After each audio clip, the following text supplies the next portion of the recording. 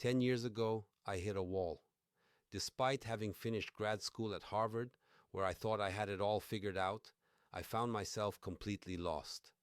I was paralyzed by the paradox of choice, figuring out a completely new life in the US and torn between career paths. At 33, the pressure felt immense. I was convinced that my next move had to be the right one, that whatever decision I made now would be a life sentence. The fear of making a mistake kept me frozen. Then, I stumbled across the concept of a personal board of advisors. I decided to treat my career less like a solo project and more like an organization in need of governance.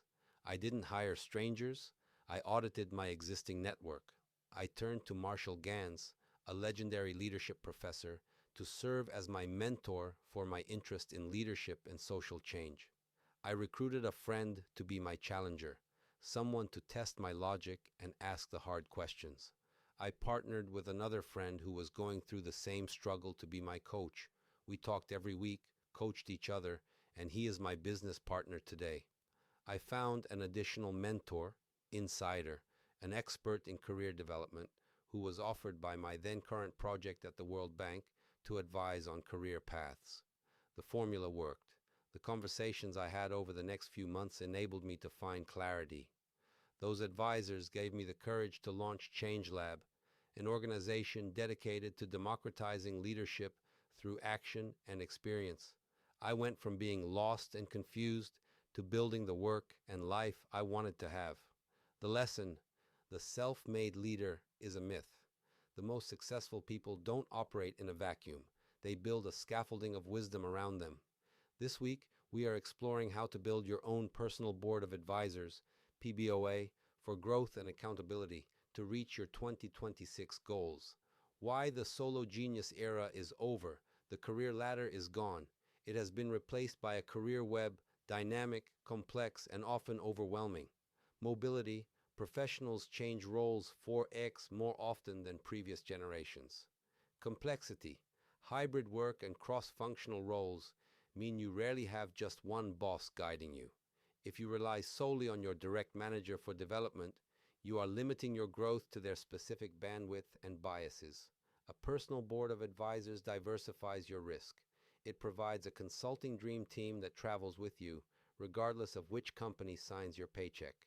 Research consistently shows that professionals with diverse network clusters, groups of people from different social professional spheres, outperform those with closed networks. The science: why you can't think.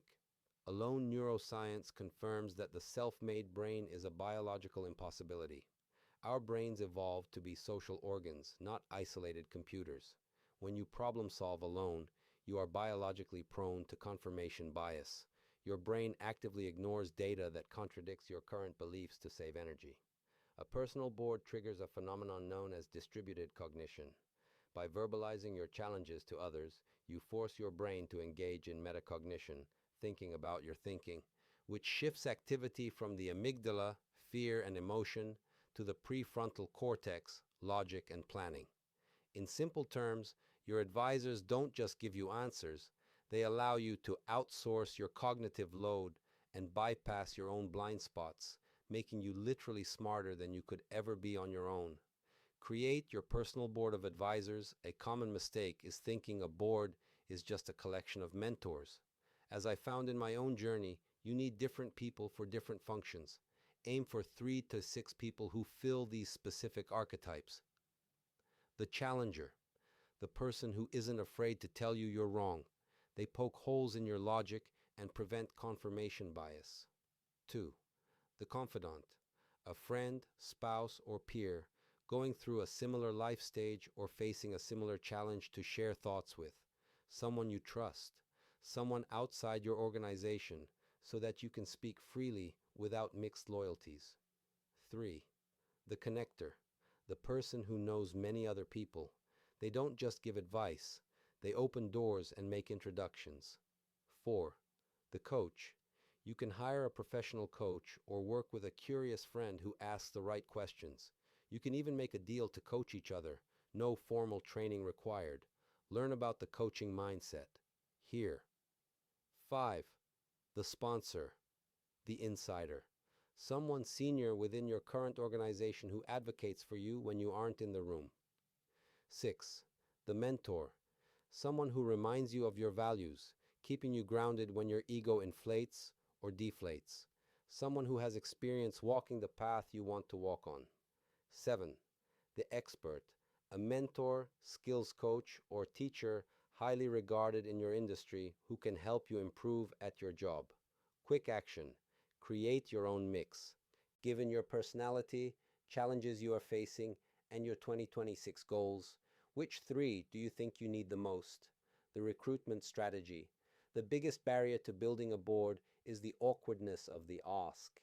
In reality, you don't need to send a formal contract, and you often don't even need to tell them they are on your board. Here is a three-step approach to building these relationships. Step 1. The specific ask. Stop picking brains. Busy people hate the phrase, "Can I pick your brain?" It feels like homework. Instead, ask for specific insight that only they can provide. Bad. Can we get coffee? I'd love some career advice. Good. I'm currently navigating specific challenge, and I know you handled something similar at company. Could I borrow 15 minutes of your time to ask two specific questions about how you managed that transition? Step 2. The invisible board. You don't need to ask, "Will you be on my board of advisors?" That sounds like a heavy commitment. Instead, simply nurture the relationship. If you meet with someone twice a year and they give you great advice, they are on your board. Step 3. The follow-up, the secret weapon. Most people ask for advice, get it, and disappear. If you want to turn a one-time meeting into a long-term advisory relationship, close the loop. Send an email 30 days later. You suggested I do X. I did X. Here's the result. Thank you for pushing me to do that. Showing an advisor that their words led to action is the highest form of gratitude, and it's the best way to ensure they take your call next time. Knowing when to evolve your personal board is not a lifetime appointment. As you pivot from a manager to an executive or from an employee to an entrepreneur, your needs will change. For example, since I became an entrepreneur, I have a business coach and sales advisor, the best investment I made, instead of a career mentor. Perform an annual board review. Thank those whose expertise you've outgrown and rotate them off, gracefully shifting them back to casual friends. Then, recruit for your next chapter. There is an old saying, you cannot read the label when you are inside the jar. No matter how smart or self-aware you are, you have blind spots. There are ceilings on your growth that you cannot see because you are too close to your own struggles.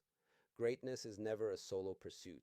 The most successful people aren't the ones who know everything. They are the ones who know exactly who to call when they don't.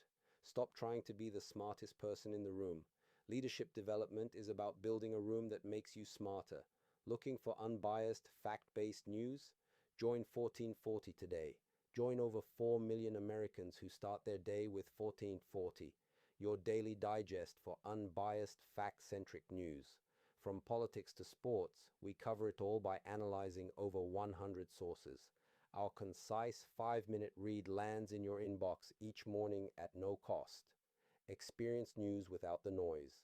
Let 1440 help you make up your own mind. Sign up now and invite your friends and family to be part of the Informed. Subscribe to 1440 today.